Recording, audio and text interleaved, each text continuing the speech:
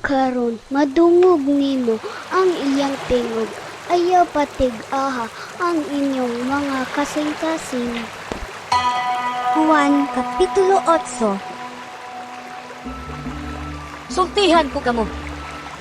Ang magtuman sa akong gisulti, dili gayud mamatay. Ang mga Hudiyo miingon kaniya, Karon, natino na gayod namo, nagiyawaan ka. Si Abraham ug ang mga propeta nangamatay, apan nag-ingon ka. Ang magtuman sa akong gisulti, dili gayod mamatay. Ayaw kanig-ingna nga labaw ka pa kang Abraham. Namatay siya, ingon man ang mga propeta. Sikin sa kaba sa imong paghunahuna. si Jesus mitubag. Kung pasidunggan ko ang akong kaugalingon, walay bili ang akong dungog. Ang nagpasidungog kanako mao ang akong amahan, na inyong giingon nga inyong Dios. Wala gayud kamo makaila kaniya, apan ako nakaila kaniya.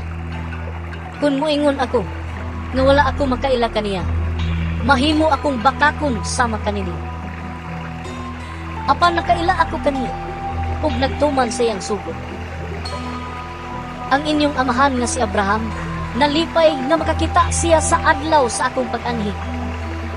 Nakita niya kini, ug nalipay siya. Ang mga tao miingon kaniya, Wala pa gani kay 50 katuig, unya nakita mo na si Abraham? si Jesus mitubag. Sultihan ko kamo. Wala pa gani mataw si Abraham. Ako, mauna. Ug namunit silang mga bato aron ilang batuon si Jesus. Apan mitago siya ug mibiya sa templo.